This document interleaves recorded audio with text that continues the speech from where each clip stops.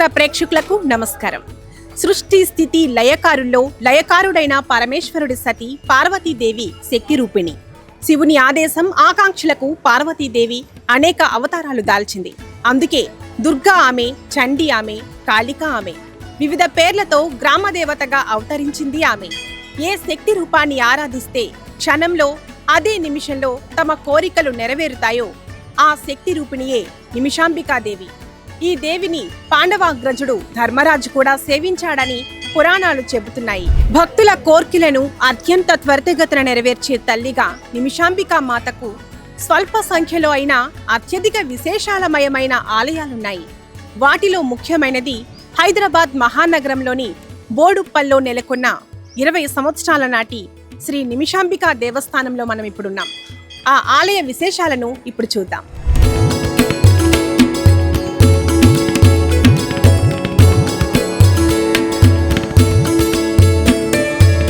దక్షిణ భారత ఆలయ శైలిని అనుసరించి నిర్మితమైన అపురూప ఆలయం. సుమారు 25 సంవత్సరాల క్రితం స్థానిక భక్తుల సహకారంతో నిర్మించబడింది. ఆధునిక కాలంలో నిర్మించబడ్డ ఆలయం క్రమంగా భక్తుల విశ్వాసం పెరగడంతో ఇది ప్రాంతీయ శక్తిపీఠంలా ప్రసిద్ధి చెందింది. అర్చించిన నిమిషంలోనే అనుగ్రహించే వరాల తల్లిగా దర్శనమిస్తున్న హైదరాబాద్ లోని బోడుప్పల్లో శ్రీ నిమిషాంబాదేవి దేవస్థానం. శివుని ఇల్లాలైన పార్వతీదేవి అనేక అవతారాలకు తన అంశను ప్రదానం చేసింది. ఆ జగజ్జనని అనేక శక్తి రూపాల్లో ఈ లోకాలన్నింటా వెలిసింది. ఆమె దాల్చిన అవతారాల్లో దుర్గాదేవి అవతారిక ఆది ప్రకృతి పంచమహాస్వరూపాల్లో మొదటిది. ఈమె శక్తి అనంతమైంది. అందుకే వివిధ మంత్ర తంత్ర గ్రంథాల్లో వివిధ రకాల దుర్గాదేవి స్వరూపాలు మనకి కనిపిస్తాయి. వాటిలో ఒక విశిష్టమైన అవతారం శ్రీ శ్రీ శ్రీ నిమిషాంబికాదేవి. ఎవరైనా ఆ తల్లిని మనసా వాచా నమ్మి అర్చించిన వారి కష్టాలను తొలగించి కోరిన కోర్కెలను అదే నిమిషంలో నెరవేరుస్తుంది. కనుకనే ఆ అతి శీఘ్ర వరదాయిని నిమిషాంబ అని ప్రియమారా పిలుచుకొని కొలుచుకుంటారు. కురుపాండవ కురుక్షేత్ర యుద్ధానికి ముందు ధర్మరాజు వ్యాస మహర్షిని అడిగాడట. ఈ నిమిషాంబిక మహిమ విశేషాలను చెప్పమని కోరారట. వ్యాస భగవానుడు నిమిషాంబ అవతారం గురించి ధర్మరాజుకు వివరించినట్లు బ్రహ్మాండ పురాణంలోని వర్ణ వైభవ కాండలో ఉంది. అంతటి మహామహిమాన్విత నిమిషాంబాదేవి భరతభూమిలో చాలా అరుదుగా ఆలయ మూల విరాట్టుగా దర్శనమిస్తోంది. శివసతి సతీదేవియే పర్వతరాజ పుత్రికగా పార్వతి అయి జన్మించింది. ఆకులు అలములు కూడా స్వీకరించకుండా శివుని పతిగా పొందేందుకు తపమాచరించి అపర్ణ అనిపించుకుంది. దుర్గమాసురుణ్ణి వధించి దుర్గాదేవి అయింది. చండ రక్కసులను దునుమాడి చండికగా రూపెత్తింది. రక్తబీజుణ్ణి సంహరించేందుకు రౌద్రాణి కాళికి అయి విజృంభించింది. ఆ తల్లియే భక్తజనుల కోరికలను శీఘ్రమే తీర్చేందుకు నిమిషాంబగా అవతరించింది. ఆ తల్లి స్వరూపమెంత సౌందర్యవంతమో ఆమె కరుణా కటాక్షం అంత వేగవంతం. గర్భాలయంలో ఆ తల్లి చిద్విలాసం స్వయంగా చూసి తరిద్దాం రండి.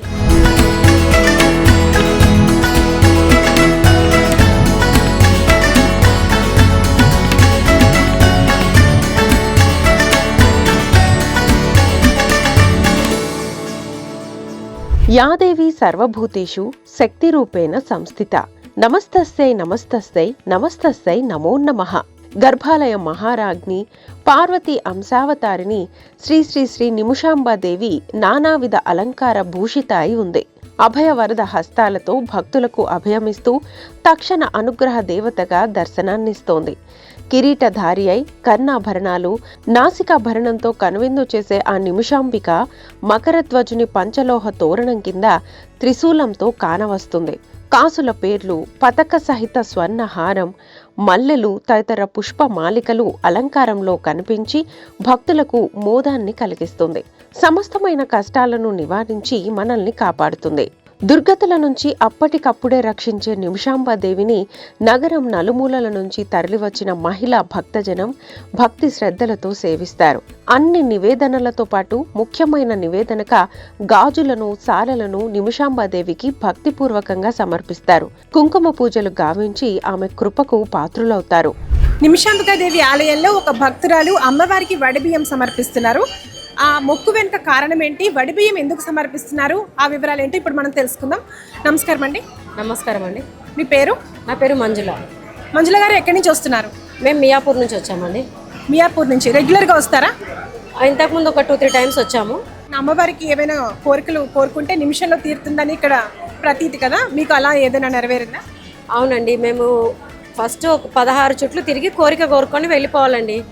ఆ కోరిక 1 మినిట్లోనే కోరుకోవాలి, 1 నిమిషంలో. అది తీరిన తర్వాత మనం మొక్కు సమర్పించుకోవడానికి 108 ప్రదక్షిణాలు చేసి అప్పుడు ఒడిబియ్యం సమర్పించుకోవాలి. ఇలా మీరు రెండోసారి చేస్తున్నారు? ఇది మూడోసారి అండి. మూడోసారి. ఇంతకు ముందు 2 సార్లు మీ కోరికలు తీరాయి? తీరాయండి, అనుకున్నట్టుగా జరిగాయి. ఇది మూడోసారి. మా ఫ్రెండ్ తిను ఇల్లు ఓన్ హౌస్ తీసుకోవడానికి అనుకున్నది. అసలు అమౌంట్ సెట్ అవుతుందో లేదో కూడా తెలియదు. సడన్గా అంతా అయిపోయింది, అన్ఎక్స్పెక్టెడ్గా అమౌంట్ సెట్ అయింది, హౌస్ కూడా తీసుకుంది. ఆ మొక్కు తీర్చుకోవడానికి ఇప్పుడు వచ్చాము. నిజంగా మహిమగల అమ్మవారండి, చాలా అండి. మేమైతే బాగా ట్రస్ట్ చేస్తాం, బాగా నమ్ముతాము. అది ఇప్పుడు కూడా మళ్ళీ 16 చుట్లు తిరిగి మళ్ళీ మొక్కుకోవాలని అనుకుంటున్నాం. ఇంకో కోరిక చూద్దాం, అది కూడా తీరితే మళ్ళీ వస్తామని 100% నాకైతే నమ్మకం ఉంది. అదే పనిగా మా ఫ్రెండ్ కూడా అట్లాగే వచ్చింది, తన కోరిక కూడా తీరింది. వడిబియ్యం ఎంతమంది కలిసి కలుపుతారు? 5 మంది ముత్తైదువులు కలిసి కలుపుతారండి. 5 మంది ముత్తైదువులు కలిసి కలుపుతారంట వడిబియ్యం. మనం ఇప్పుడు ఆ వడిబియ్యం ఎలా కలుపుతారో చూద్దాం. నిమిషాంబిక అమ్మవారికి వడిబియ్యం సమర్పించేందుకు 5 ముత్తైదువులు కలిసి వడిబియ్యం సిద్ధం చేస్తున్నారు. పసుపు కలుపుతున్నారు. ముందుగా మనం చూస్తున్నాం వడిబియ్యంలో వాళ్ళు పసుపు ఏ విధంగా అయితే కలుపుతున్నారో ముత్తైదువులు 5 కలిసి. రవిక పీటలు వడిబియ్యంలో పెట్టి గాజులు, పసుపు, కుంకుమ, పసుపు కొమ్ములు, ఎండు కొబ్బరి, తమలపాకులలో పెట్టి పుష్పాలతో అలంకరిస్తూ నిమ్మకాయలతో కూడా అలంకరిస్తున్నారు.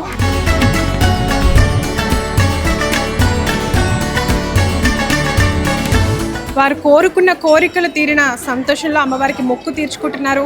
వడిబియ్యంతో పాటు చీరను కూడా అమ్మవారికి, చీర జాకెట్ను కలిపి అమ్మవారికి సమర్పిస్తున్నారు.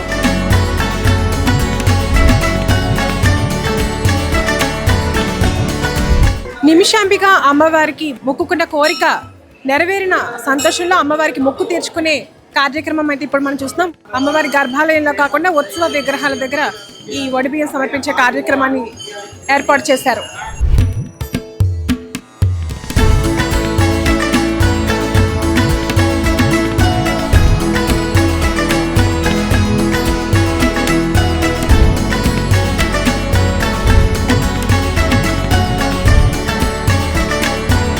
స్వామి, ఇక్కడ అమ్మవారి ఉత్సవ విగ్రహం దగ్గర ఈ జరుగుతున్న కార్యక్రమం గురించి వివరించండి. అందరికీ శ్రీమాత్రే నమః. అయితే అమ్మవారికి ఈడ తెలంగాణ సాంప్రదాయం ప్రకారంగా కోరిక నెరవేరిన తర్వాత ఓడి బియ్యం అనేది మనము సాధారణంగా పోస్తుంటాము. అన్నిటి దగ్గర, ఇక్కడ అని కాదు, ప్రతి అమ్మవార్ల దగ్గర ఓడి బియ్యం అనేది పోస్తుంటాము. ఇక్కడ ప్రత్యేకతగా ఏంటంటే కోరిక నెరవేరిన తర్వాత ఏదైతే వాళ్ళు కోరుకున్న కోరిక ఉంటుందో అది నెరవేరిన తర్వాత ఎవరైతే కోరుకున్నారో వాళ్ళే కలిపి వాళ్ళే ఒడి నింపాలి. అంటే మనం సర్వసాధారణంగా 5 కలిపిస్తాము. అమ్మవారికి నిండుగా పొయ్యాలి. అమ్మవారు మన ఇంట్లో కూడా అంతే నిండుగా అన్నీ సమకూర్చాలనే ఉద్దేశంతో పొయ్యాలి. ఈ వడిబియ్యం సమర్పించే ఈ ఏదైతే మొక్కు ఉందో భక్తులు వాళ్ళంతటా వారే ఇది చేస్తున్నారా, లేకపోతే మీరు పెట్టిన నియమాలు? మనము అనేది ప్రత్యేకంగా ఏం లేదమ్మా, ఇది తెలంగాణ ఆచారంగా వస్తున్నటువంటి సాంప్రదాయము.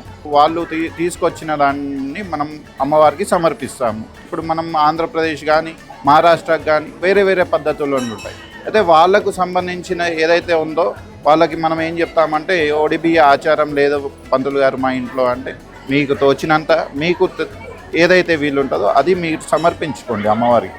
కొందరికి చీర, గాజులు, పసుపు, కుంకుమ చాలు, సరిపోతాయి. అమ్మవారికి ప్రేమతోని ఏది ఇచ్చినా కానీ సంతోషమే. మనం ఇవ్వాల అంతే. అమ్మ ఏది ఆశించది, మనం మన ఇష్టానుసారంగా ఇస్తామని. నిమిషాంబిక అమ్మవారి ఆలయంలో ఇక్కడ ఒక చీరల స్టాల్ అయితే ఉంది. అసలు ఇక్కడ చీరలు ఎందుకు అమ్ముతున్నారు, ఈ చీరలు ఎక్కడి నుంచి వచ్చాయి, ఆ వివరాలు మనం ఇప్పుడు తెలుసుకుందాం. నమస్కారం అమ్మ, మీ పేరు? వేదిక అండి. వేదిక గారు, ఈ చీరల గురించి చెప్పండి. అమ్మవారికి అందరూ మొక్కులు ఉంటాయి కదండి, కొందరు మొక్కులు ఓడిబియ్యాలు పోస్తారు, కొందరు మొక్కులతోటి చీరలు పెడతారు అమ్మవారికి. అంటే ఇక మేము ఈడ సేల్ చేసి అమ్ముతాం అనమాట, తక్కువ ధరకు అమ్ముతాం అన్ని. రోజుకి ఎన్ని చీరలు వస్తాయి? దగ్గర 100, ఈ ఫ్రైడే రోజు 200, 150 అట్లా వచ్చేస్తాయి అమ్మ చీరలన్నీ. నిమిషాంబికా దేవి ఆలయ కమిటీ సభ్యులు ఇక్కడ ఉన్నారు. వారిని అడిగి ఈ ఆలయ విశేషాలను, విశిష్టత గురించి తెలుసుకుందాం. నమస్కారం సార్. నమస్కారం మేడం, నా పేరు కె శ్రీనివాసరావు అమ్మ. నేను ఇక్కడ మాతా సేవకుని. శ్రీ మాతా నిమిషాంబదేవి అమ్మవారి ఈ యొక్క ఆలయాన్ని మా యొక్క సోమక్షత్రియ వంశీయులు అంటే నకాశి కులం అన్నట్టు మాది.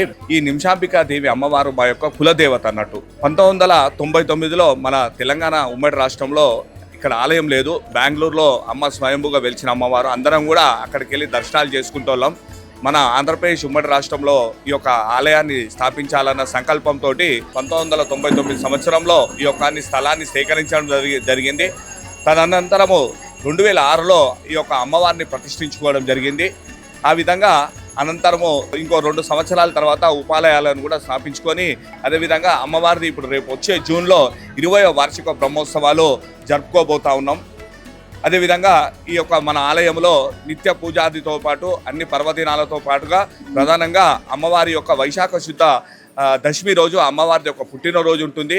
అది ప్రత్యేకంగా అమ్మవారికి చేయడం జరుగుతుంది. శ్రావణ మాసంలో ప్రతి శుక్రవారం విశేష పూజా కార్యక్రమాలు, అదేవిధంగా కార్తీక మాసంలో విశేష పూజా కార్యక్రమాలు, మరి నవరాత్రుల్లో దేదీప్యమానంగా మరి అమ్మవారి ప్రతిరోజు కూడా విశేషంగా ప్రత్యేక అలంకరణ మన భారతదేశంలో ఎక్కడా లేని విధంగా అత్యంత వైభవితంగా అమ్మవారిని అచ్చం చక్కగా ఆ యొక్క నవరాత్రుల విశేష అలంకరణలు కూడా మనము ఇక్కడ ప్రసిద్ధి గాంచింది అన్నట్టు. అదేవిధంగా మేము గత 2002 నుంచి ఇక్కడ ప్రతి శుక్రవారం భక్తులకు అన్నప్రసాద కార్యక్రమాన్ని వితరణ చేస్తూ ఉన్నాము.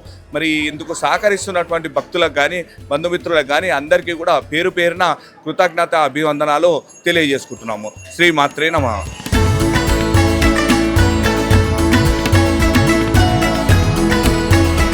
నిమిషాంబికాదేవి ఆలయంలో చాలా మంది భక్తులు ఈ స్లిప్పులు పట్టుకుని ప్రదక్షిణలు చేస్తున్నారు.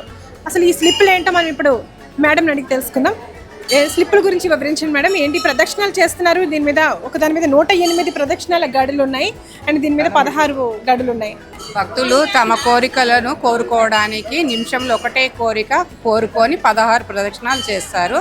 అది నెరవేరినాక 108 ప్రదక్షిణాలు చేసి అమ్మవారికి ఓడి బియ్యం సమర్పించుకుంటారు. తెలంగాణ ఆచార ప్రకారము అమ్మవారికి ఆడపడుచులకు ఓడి బియ్యం పోస్తారు. అదే ప్రకారం అమ్మవారికి కూడా ఓడి బియ్యం సమర్పించుకుంటున్నారు. వాళ్ళ కోరికలు కోరుకోవడానికి 16 ప్రదక్షిణాలు నెరవేరినాక 108 ప్రదక్షిణాలు చేస్తారు. ఓం దుర్గే మహేశ్వరి గిరీంద్ర కుమారి గౌరి నారాయణి త్రిపుర సుందరి సింహవాహే ధర్మ ప్రవర్తిని భవానీ లసత్ త్రినేత్రే త్రైలోక్యధాత్రి నిమిషాంబ నమో నమో నమోస్తుతే అంటూ భక్తులు ఈ మంత్రాన్ని పఠిస్తూ ప్రదక్షిణలు పరమ భక్తిపూర్వకంగా చేస్తుంటారు.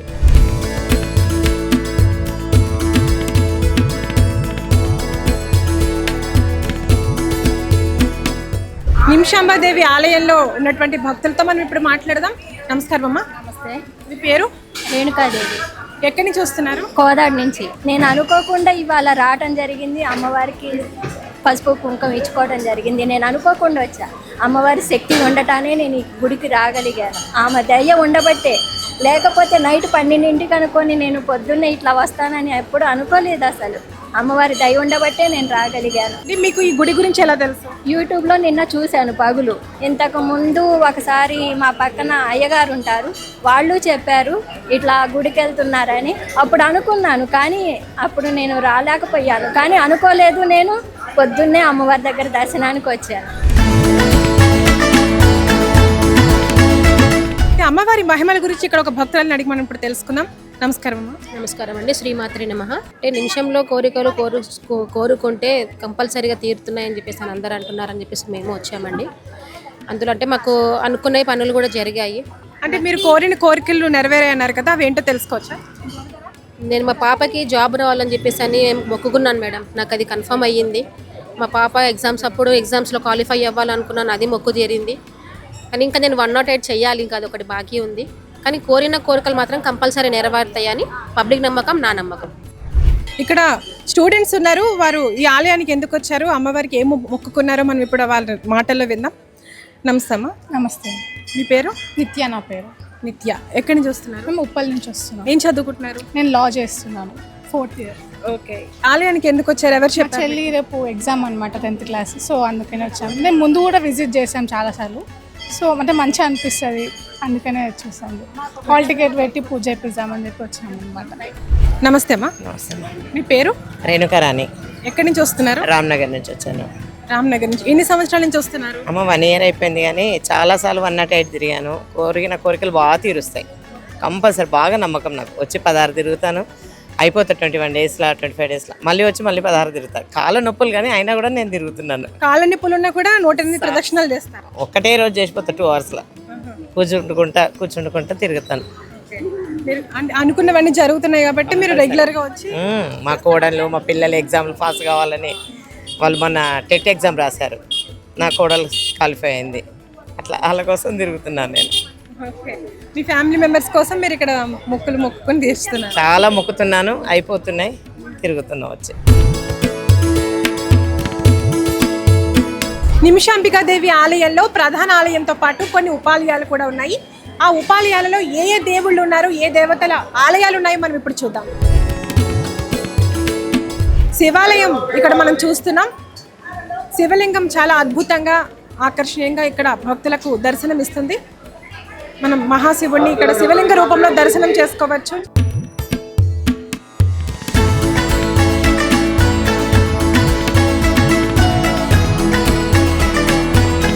నిమిషాంబికాదేవి ఆలయాలలో ఉన్న మొదటి ఉపాలయంలో మహాశివుని మనం దర్శించుకున్నాం. ఈ శివాలయంలో ఈ శివుని ఏమంటారు, ఈ ఆలయ ప్రత్యేకత ఏంటి మనం ఇప్పుడు తెలుసుకుందాం. నమస్కారం స్వామి. శ్రీమాత్రే నమః. నా పేరు ఉమాకాంత్ శర్మ, ఉపాలయానికి అర్చకుడు నేను. దీనికి పుష్పలింగేశ్వర స్వామి అని చెప్తారు. ఇక ప్రతి కార్తీక మాసంలో తర్వాత మహాశివరాత్రి రోజు విశేష అభిషేకం అలంకారం జరుగుతుంది. ఇంకా కార్తీక మాసం చాలా విశేషమైన పూజా కార్యక్రమం మహాన్యాస రుద్రాభిషేకం జరుగుతుంది. శివరాత్రిలో కూడా శివపార్వతి కళ్యాణం జరుగుతుంది. చాలామంది భక్తులు ఎక్కడెక్కడి నుంచి వచ్చి శివపార్వతి యొక్క అనుగ్రహం పొందుతారు. సాధారణంగా ఏ గుడిలో ఏ ఆలయంలో కానీ అమ్మవారి ఆలయం ఎక్కడ ఉంటుంది, అక్కడ శివుడి ప్రతిష్టాపన ఖచ్చితంగా ఉంటుంది. దాంతోపాటు నవగ్రహాలు, ఆంజనేయ స్వామి. విషయం అంటే అమ్మవారితో పాటు ఇక్కడ అయ్యవారు కూడా ఉన్నారు.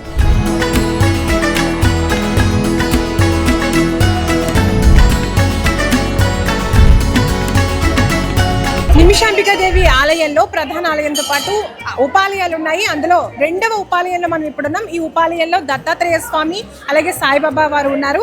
దత్తాత్రేయ స్వామి అంటే బ్రహ్మ విష్ణు మహేశ్వరుల స్వరూపంగా మనం భావించేటువంటి దత్తాత్రేయ స్వామి ఆలయంతో పాటు ఆయన కలియుగ అవతారమైన సాయిబాబా వారి విగ్రహం కూడా ఇక్కడ ఉంది. మనం చూస్తున్నటువంటి విగ్రహాలు వారివే. మనం ఈ రెండవ ఉపాలయంలో ఉన్నటువంటి దత్తాత్రేయ స్వామిని సాయిబాబాని దర్శించుకుందాం.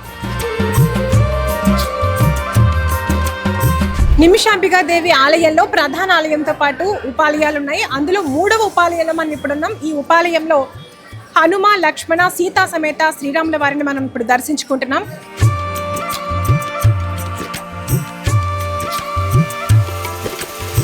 పార్వతీదేవి స్వరూపమైన నిమిషాంబికాదేవి ఆలయంలో పార్వతీపుత్రుడైనటువంటి విఘ్నేశ్వరుడి ఉపాలయంలో ఆయన కూడా కొలువై ఉన్నారు.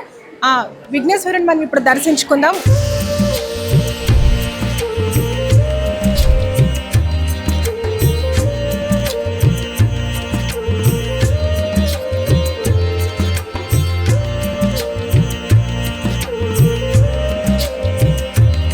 నిమిషాంబికాదేవి ప్రధాన అర్చకులు చంద్రశేఖర శర్మ గారు ఇప్పుడు మనతో పాటు ఉన్నారు. ఆయన అడిగి ఆలయ విశిష్టత గురించి, అమ్మవారి మహిమల గురించి ఇప్పుడు తెలుసుకుందాం. నమస్కారం గురువు గారు. అమ్మ శ్రీమాత్రే నమః. గురువు గారు, ముందుగా అమ్మవారి అలంకరణ గురించి చెప్పండి.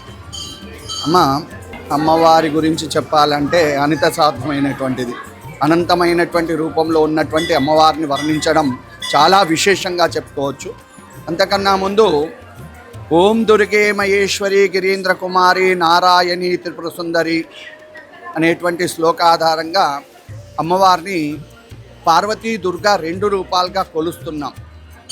గర్భగుడిలో ఉన్నటువంటి అమ్మవారికి చక్కగా ఒక చేతిలో త్రిశూలం, ఒక చేతిలో డమురకం ఉంది. అంటే పార్వతీదేవి అనేటువంటిది స్పష్టంగా మనకు తెలుస్తున్నటువంటి విషయం. అదేవిధంగా ఆమె సింహవాహనం ఉంది కనుక దుర్గాదేవి ప్రతిరూపం.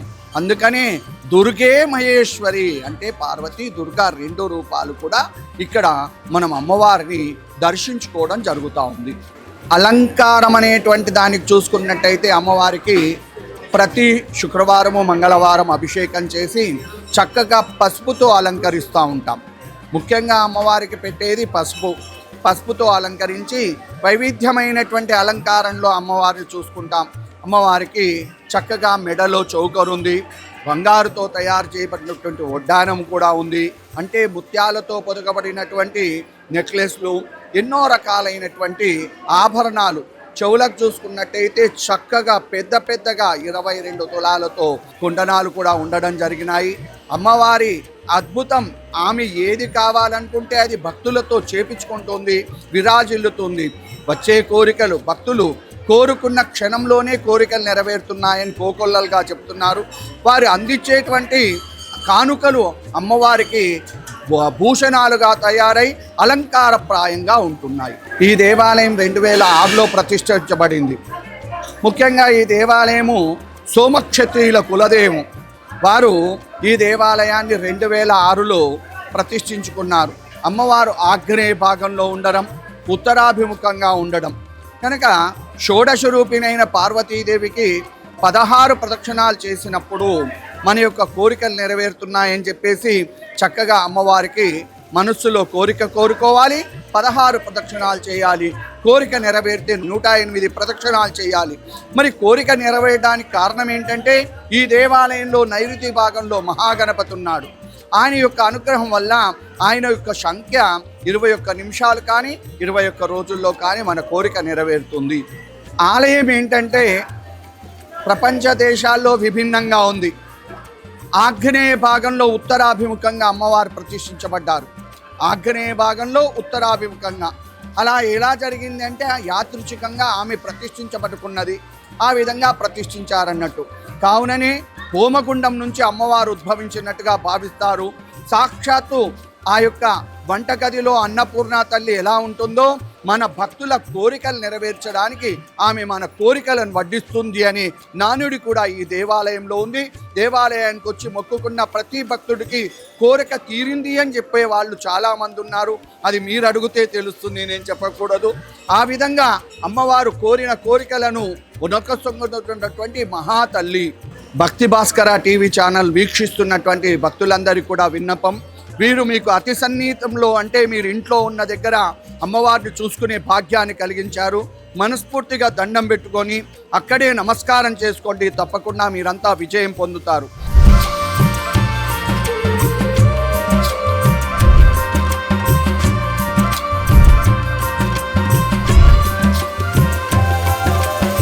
శక్తి మాతకు ఉన్న రూప నామధేయాలలో నిమిషాంబిక నామధేయం స్వరూపం ఎంతో విశిష్టమైంది. వేడుకున్న క్షణంలోనే వరాలనిచ్చే విశేషమైన వరదాయిని నిమిషాంబిక. ఆ మహాతల్లిని, ఆమె అద్భుతమైన దేవస్థానాన్ని దర్శించి తరించాం. శ్రీ నిమిషాంబాదేవి మౌక్తేశ్వరుని కృపకు పాత్రులమవుదాం. మరో ఆలయ విశేషాలతో మళ్ళీ కలుద్దాం. నమస్కారం. ఈ కార్యక్రమం మీకు నచ్చినట్లయితే లైక్ చేయండి, షేర్ చేయండి. ఇలాంటి మరిన్ని వీడియోల కోసం మా ఛానల్ను సబ్స్క్రైబ్ చేసుకోండి. ఓం శ్రీ మాత్రే నమః.